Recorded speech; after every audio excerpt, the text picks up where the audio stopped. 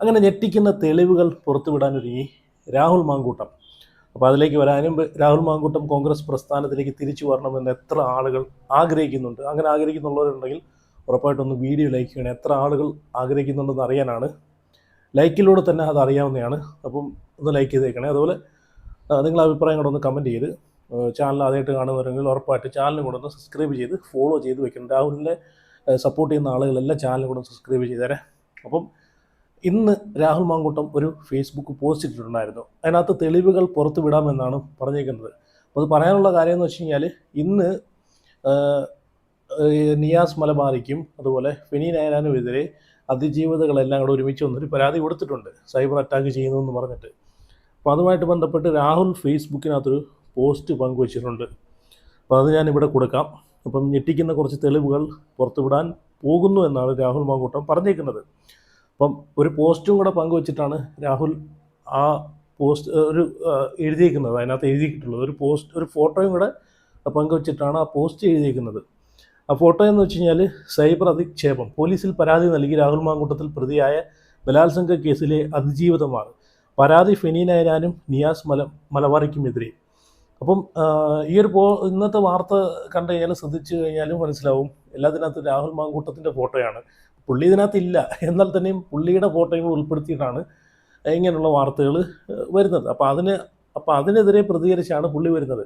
എന്തിനാണ് പ്രതികരിക്കാതിരിക്കുന്നത്? കാരണം പ്രതികരിക്കാതിരുന്നുകൊണ്ടാണ് ഇങ്ങനെ ആയത്.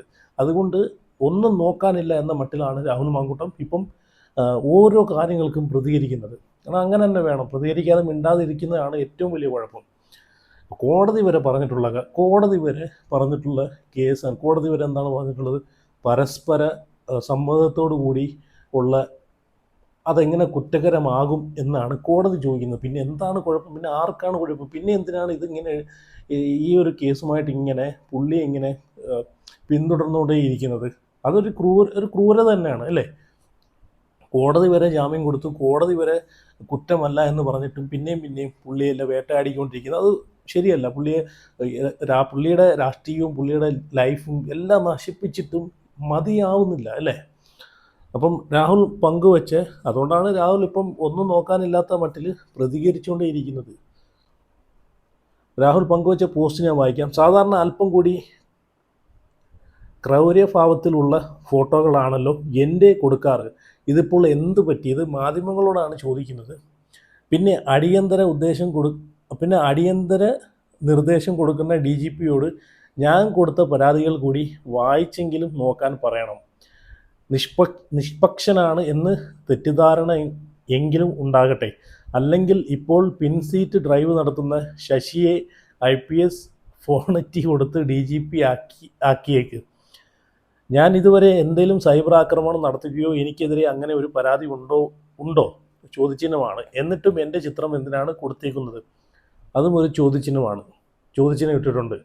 അപ്പോൾ ഈ മാധ്യമങ്ങൾ എനിക്കെതിരെ നടത്തുന്ന സൈബർ ആക്രമണത്തിന് എതിരെ ആര് കേസ് എടുക്കും? അതും ഒരു ചോദ്യചിഹ്നമാണ് ഇട്ടേക്കുന്നത്. പിന്നെ എൻ്റെ കയ്യിലുള്ള തെളിവുകൾ പുറത്തുവിടാം എന്ന് പറയുമ്പോൾ തന്നെ എന്തിനാ ഇങ്ങനെ ഉറഞ്ഞു തുള്ളുന്നതാണ്? രാഹുൽ മാങ്കൂട്ടത്തിൻ്റെ കയ്യിൽ തെളിവുകളുണ്ട്, അത് പുറത്തുവിടാം എന്ന് പറയുമ്പോഴത്തേക്ക് എന്തിനാണ് ഇങ്ങനെ ഉറഞ്ഞു തുള്ളുന്നത് എന്നാണ് ചോദിക്കുന്നത്. നമ്മൾ കണ്ടതാണ് രാഹുൽ മാങ്കൂട്ടത്തിൻ്റെ കയ്യിലുള്ള ഫോണ് പിടിച്ച് വാങ്ങിക്കാനെ കൊണ്ട് പല പരിപാടികളും നോക്കിയിട്ടുള്ളത് കണ്ടതാണ്. ഫോണ് പിടിച്ചെടുത്ത് കഴിഞ്ഞാൽ തെളിവുകൾ നശിപ്പിക്കാമല്ലോ. എഡിറ്റ് ചെയ്തത് പലതും രാഹുൽ മാങ്കൂട്ടത്തിന് അനുകൂലമാക്കാനുള്ള സംഭവങ്ങളൊക്കെ ചെയ്യാം പുതിയ ടെക്നോളജി വെച്ചിട്ട്. വാക്യം കൂടെ വായിക്കാം. അറ്റവും മുറിയുമല്ല കോടതിയിൽ സമർപ്പിച്ചതും സമർപ്പിക്കാൻ പോകുന്നതുമായ എല്ലാ തെളിവും പുറത്തു ഇടാൻ ഞാൻ തയ്യാറാണ്. അറ്റവും മുറിയുമല്ലെന്ന് ഉദ്ദേശിച്ചതെന്ന് വെച്ച് കഴിഞ്ഞാൽ നമ്മൾ കണ്ടതാണ് ഈ പരാതിക്കാരികളുടെ അറ്റവും വാലും തലയില്ലാത്ത ചാറ്റുകളൊക്കെയാണ് കൂടുതൽ പുറത്തു വന്നിട്ടുള്ളത്.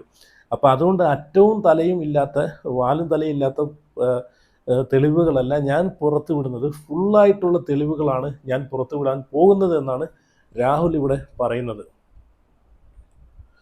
പുള്ളി തയ്യാറാണെന്നാണ് പറയുന്നത്. എന്താണ് സത്യമെന്ന് എല്ലാവരും അറിയട്ടെ. സത്യത്തെ ആരാണ് ഭയക്കുന്നത്? എനിക്ക് ഭയമില്ല എന്നാണ് രാഹുൽ ഇതിനകത്ത് പറയുന്നത്. അപ്പം സത്യത്തിനെ എല്ലാവരും സത്യം അറിയട്ടെ, സത്യത്തിനെ എന്താണ് ഭയക്കുന്നത് എന്നാണ് ചോദിക്കുന്നത്. അപ്പം തെളിവുകൾ പുറത്തുവിടാൻ ഒരുങ്ങി രാഹുൽ മാങ്കൂട്ടം. പറയണം, എന്തിനാണ് പറയാനിരിക്കുന്നത്? നിങ്ങളെ ഈ ഒരു പരുവത്തിലാക്കിയിട്ട് നിങ്ങൾ എന്തിനും മിണ്ടാതിരിക്കണം, അല്ലേ? നിങ്ങളുടെ ഫ്യൂച്ചർ, രാഷ്ട്രീയ ഫ്യൂച്ചർ തകർത്തു, ലൈഫ് തകർത്തു, നാട്ടിലും വീട്ടിലും നിങ്ങളെ നാണം കെടുത്തി, അല്ലേ? ഇപ്പോഴും വേട്ടയാടിക്കൊണ്ടേ ഇരിക്കുവാണ്. അപ്പം നിങ്ങൾ നിങ്ങളുടെ കയ്യിലുള്ള തെളിവുകളൊക്കെ പുറത്ത് വേണം, അതാണ് വേണ്ടുന്നത്.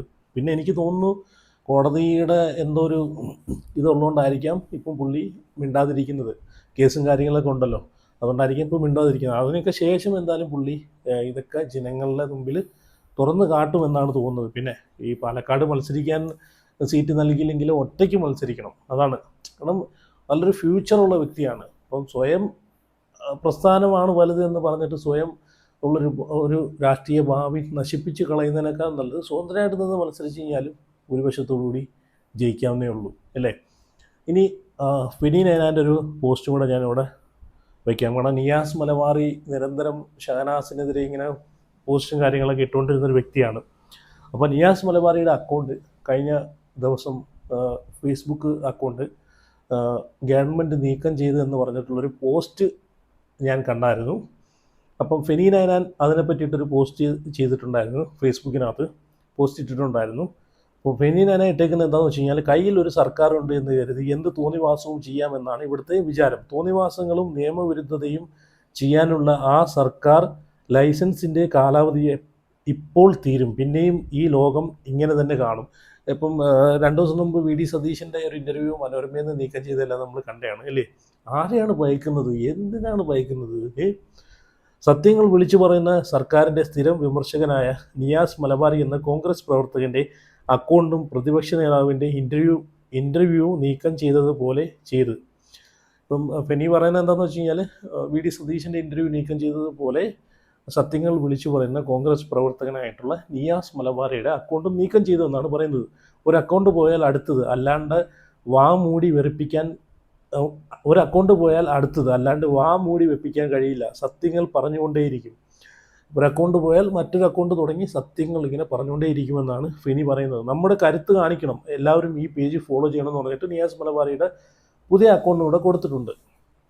അപ്പം എന്തായാലും ഇനി വരാൻ പോകുന്ന ദിവസങ്ങളിൽ കൂടുതൽ സത്യങ്ങൾ, ഞെട്ടിക്കുന്ന സത്യങ്ങൾ രാഹുൽ മാങ്കൂട്ടം പുറത്തു വിടാനൊക്കെ ഉള്ള സാധ്യതയുണ്ട്. കാരണം പുള്ളിക്ക് അത്രയ്ക്കും വിഷമം, പുള്ളി അത്രയ്ക്ക് സങ്കടവും ദേഷ്യവും എല്ലാം ഉണ്ട്. കാരണം സ്വന്തം പ്രസ്ഥാനം വിട്ട് പുള്ളിയെ കേൾക്കുന്നുമില്ല, പ്രസ്ഥാനം വിട്ട് ഒരു സപ്പോർട്ടും കൊടുത്തതുമില്ല, അല്ലേ? ഒരു സപ്പോർട്ടും ഈ ഒരു പ്രസ്ഥാനം രാഹുൽ മാങ്കൂട്ടത്തിന് കൊടുത്തിട്ടില്ല. അത് പുള്ളി തന്നെ ഇൻ്റർവ്യൂവിനകത്ത് 24-നകത്ത് പറഞ്ഞിട്ടുണ്ട്. കാരണം എനിക്ക് ഏറ്റവും വലിയ വിഷമം എന്ന് വെച്ച് കഴിഞ്ഞാൽ പാർട്ടി എന്നെ കേട്ടില്ല. പാർട്ടി എന്ന് വെച്ചാൽ ഈ പാർട്ടിയിലുള്ള കുറച്ച് ലീഡേഴ്സ് എന്ന് വിളിക്കുന്ന ആളുകൾ, ഇപ്പോൾ വി ഡി സതീശനായിക്കോട്ടെ, രമേശ് ചെന്നിത്തല ആയിക്കോട്ടെ, അങ്ങനെയുള്ള കുറച്ച് ടീമുകൾ, സണ്ണി ആയിക്കോട്ടെ, അങ്ങനെ കുറച്ചുള്ള ആളുകൾ പുള്ളിക്ക് പറയാനുള്ളത് കേൾക്കാനോ ഒന്നിനും കൂട്ടാക്കാതെ പുള്ളിയെ അങ്ങ് പുറത്താക്കി കളഞ്ഞു. അതിലാണ് രാഹുൽ മാങ്കൂട്ടത്തിന് ഏറ്റവും വിഷമമുള്ളത്. കാരണം ഇവരൊക്കെ എന്ത് പ്രതിസന്ധി വന്നാലും ഇവരെയൊക്കെ സപ്പോർട്ട് ചെയ്ത് പിന്തുണച്ച് മുമ്പിൽ വരുന്നൊരു വ്യക്തിയാണ് രാഹുൽ മാങ്കൂട്ടം. നട്ടലോടുകൂടി പറയേണ്ട കാര്യങ്ങൾ പറയേണ്ട സ്ഥലത്ത് പറയുന്ന ഒരാളാണ്. ഇന്നലെ നമ്മൾ കഴിഞ്ഞ ദിവസം തന്നെ നമ്മൾ ഷാഫി പറമ്പിലിന് എതിരെ വന്ന ആ ഒരു ആരോപണത്തിനെതിരെ എന്ന് വെച്ച് കഴിഞ്ഞാൽ, വേറെ ഏതോ സ്ഥലത്ത് വ്യക്തിപരമായിട്ടുള്ള ലൈഫിൽ ഏതോ ഒരു പെൺകുട്ടി വിവാഹ വാഗ്ദാനം നൽകിയിട്ട് ഒരു കോൺഗ്രസ് പ്രവർത്തകൻ പീഡിപ്പിച്ചു എന്ന് പറഞ്ഞ് വാർത്ത വന്നല്ലോ. അപ്പോൾ എല്ലാവരും കൂടെ ഷാഫിയുടെ മണ്ടയ്ക്കോട്ട് പോയി, ഷാഫി അറ്റാക്ക് ചെയ്യാൻ പോയി. അപ്പോഴും രാഹുലേ ഉള്ളായിരുന്നു സപ്പോർട്ട് ചെയ്യാൻ. രാഹുൽ ഫേസ്ബുക്കിനകത്ത് ഇട്ട പോസ്റ്റ് നമ്മളെല്ലാവരും കണ്ടതാണ്. എന്നിട്ട് പോലും ഈ കോൺഗ്രസ് പ്രസ്ഥാനത്തിൽ എത്ര ആളുകൾ ഷാഫിയെ സപ്പോർട്ട് ചെയ്ത് മുമ്പിലോട്ട് വന്നു, ഷാഫിയെ സപ്പോർട്ട് ചെയ്ത് പോസ്റ്റ് ഇട്ട്, ഒരുത്തനും വന്നില്ല. രാഹുൽ മാത്രമേ അവിടെ ഉള്ളായിരുന്നുള്ളൂ. അപ്പോൾ ഈ കോൺഗ്രസ് പ്രസ്ഥാനത്തെയും കോൺഗ്രസ് പ്രസ്ഥാനത്തിലുള്ള പ്രവർത്തകർക്കും എന്തെങ്കിലും ഇതുപോലുള്ള വിഷയങ്ങളിൽ സൈബർ അറ്റാക്ക് വരുന്ന സമയത്തോ പ്രതികരിക്കാൻ ഒരാൾ മാത്രമേ ഉള്ളൂ ഈ ഒരു പ്രസ്ഥാനത്ത്. രാഹുൽ മാത്രമേ ഉള്ളൂ, വേറൊരു മനുഷ്യനുമില്ല. ഞാനിവിടെ ആലോചിച്ചത്, രാഹുൽ മാങ്കൂട്ടത്തിന് ഇങ്ങനെ ഒരു പ്രശ്നം വന്ന സമയത്ത് ഷാഫി പോലും എവിടെയും പ്രതികരിക്കുന്നത് ഞാൻ കണ്ടില്ല. ഒരു ഫേസ്ബുക്ക് പോസ്റ്റ് പോലും ഇടുന്നത് ഞാൻ കണ്ടിട്ടില്ല, അല്ലേ? സംഭവം ഷാഫി ഓക്കെയാണ്, പക്ഷേ ഈ ഒരു വിഷയത്തിനകത്ത് ഷാഫി പോലും പ്രതികരിക്കുന്ന കണ്ടില്ല. ചിലപ്പം ജനങ്ങളുടെ സപ്പോർട്ട് കുറയും, ജനങ്ങളുടെ പിന്തുണ കുറയും എന്ന് ഭയന്നിട്ടായിരിക്കാം ഈ ഒരു വിഷയത്തിനകത്ത് ആരും പ്രതികരിക്കാതിരിക്കുന്നത്. പക്ഷേ കെ സുധാകരനൊക്കെ നട്ടലോടുകൂടി പ്രതികരിച്ച് നമ്മൾ കണ്ടതാണ്. ചിലപ്പോൾ അതുകൊണ്ടായിരിക്കാം കെ സുധാകരനെ പുറത്താക്കിയതും സീറ്റ് കൊടുക്കാതിരുന്നതും ചിലപ്പോൾ അതുകൊണ്ടായിരിക്കാം, രാഹുൽ മാങ്കൂട്ടത്തിന് പിന്തുണച്ചതിൻ്റെ പേരിലായിരിക്കാം. ചിലപ്പം കേസ് ഉദാഹരണം ഉണ്ടെങ്കിൽ രാഹുലിനെ തിരിച്ചു കൊണ്ടുവന്നാലോ എന്ന് ഭയന്നിട്ടായിരിക്കാം.